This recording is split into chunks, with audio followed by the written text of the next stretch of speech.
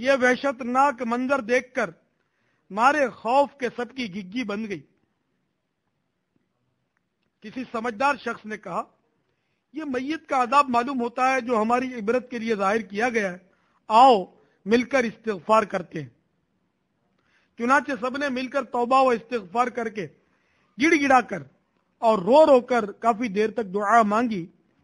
بالآخر وہ خوفناک کن کھجورے لاش کا گھیراؤ چھوڑ کر ایک طرف کونے میں جمع ہو گئے۔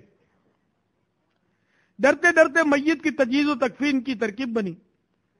نماز جنازہ کے بعد جب میت کو قبر میں اتارا گیا تو بہت سارے خوفناک کن کھجورے قبر کے ایک کونے میں جمع تھے۔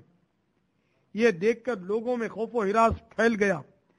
یوں تو قبر کو بند کر کے لوگ وہاں سے رخصت ہوئے۔ تدفین کے بعد جب میت کی ماں سے اس کا عمل دریافت کیا گیا تو اس نے کہا، یہ ٹی وی دیکھنے کی بہت شوقین تھی۔ ایک دن ٹی وی کے پروگرام میں اس کا پسندیدہ گانا آ رہا تھا کہ اذان شروع ہو گئی۔ میں نے کہا، بیٹی اذان کا احترام کرو اور ٹی وی بند کر دو۔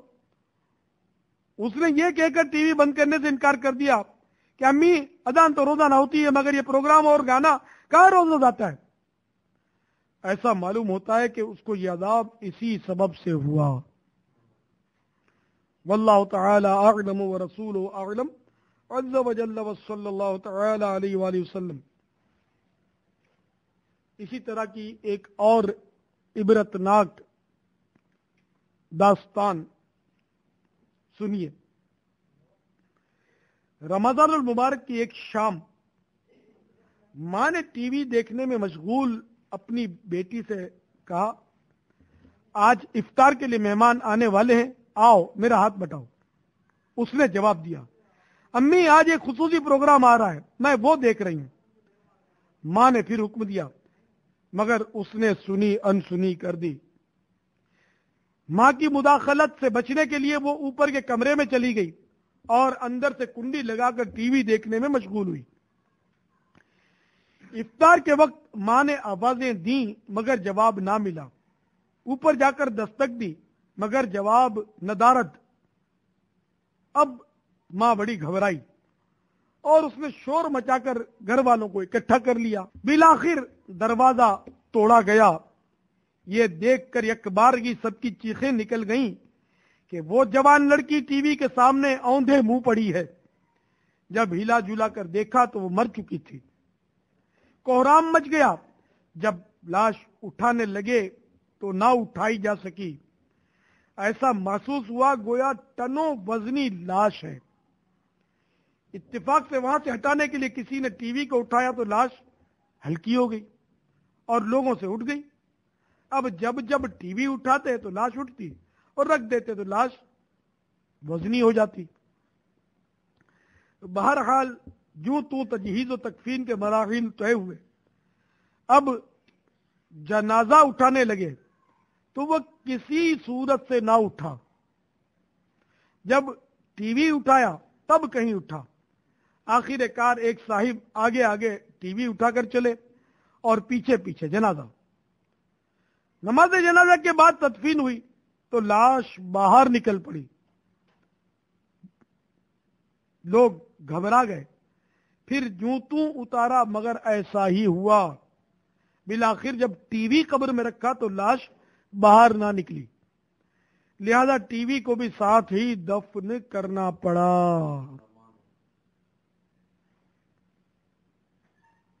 اے میرے میٹھے میٹھے اور پیارے پیارے اسلامی بھائیوں،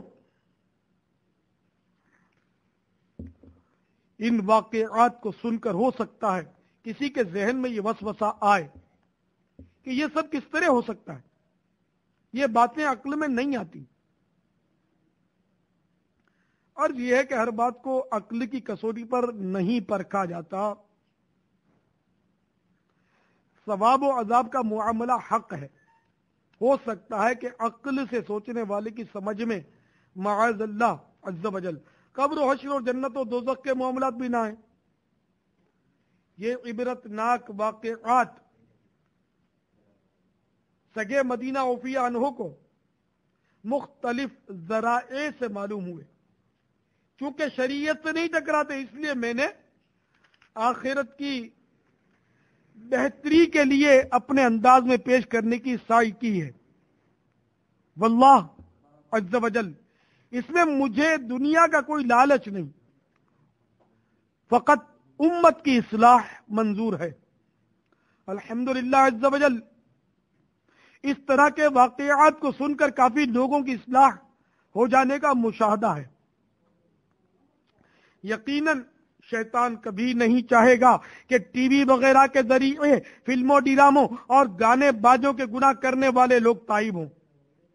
इसलिए वो इस तरह के वाक़यात सुनने वालों को बहकाएगा, खूब उकसाएगा कि इन वाक़यात की मुखालफत करो, इन वाक़यात की मुखालफत करो, खूब मजाक उड़ाओ, ताकि तुम भी फिल्मों ड्रामों से तौबा करने से बाज रहो और दूसरों को इन गुनाहों में मजीद पक्का करके मेरा हाथ बटाओ।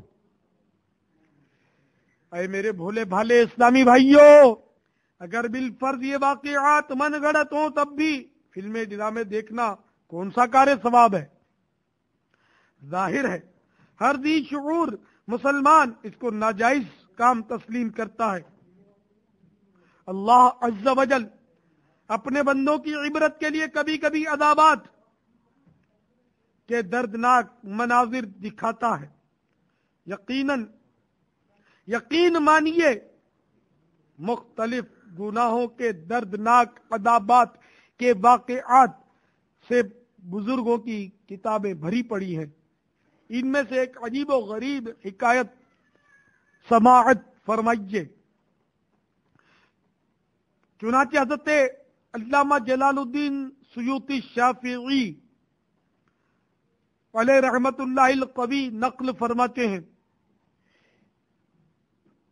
एक गोरकन जिसके चेहरे का कुछ हिस्सा लोहे का था, उसका बयान है, एक बार रात के वक्त जनाजा आया, मैंने कब्र खोदी, मैयत को दफन करके जब लोग चले गए तो मैंने ये अजीब मंजर देखा कि ऊंट की शक्ल के दो सफेद परिंदे उड़ते हुए आए, एक उस ताजा कब्र के सिराने की तरफ, जबकि दूसरा पाइती की यानी पांव की जानिब बैठ गया।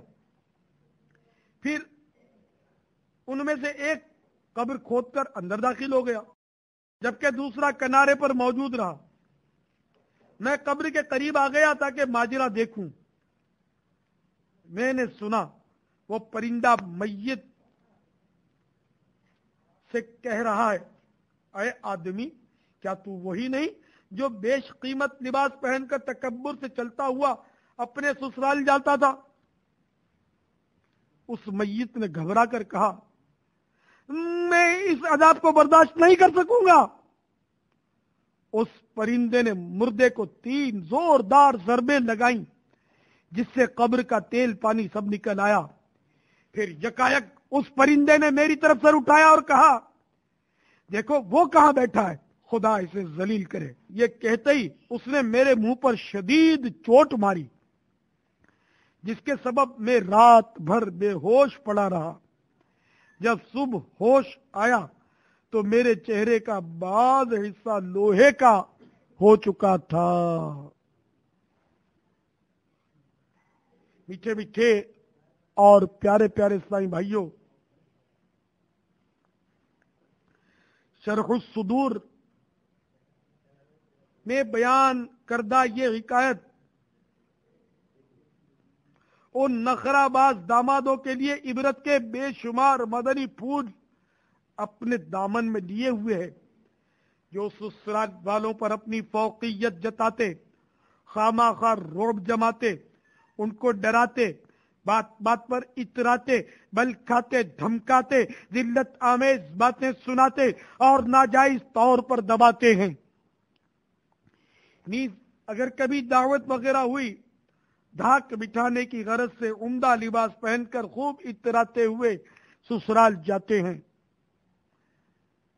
कर ले तौबा, रब की रहमत है बड़ी, कब्र में वरना सदा होगी कड़ी।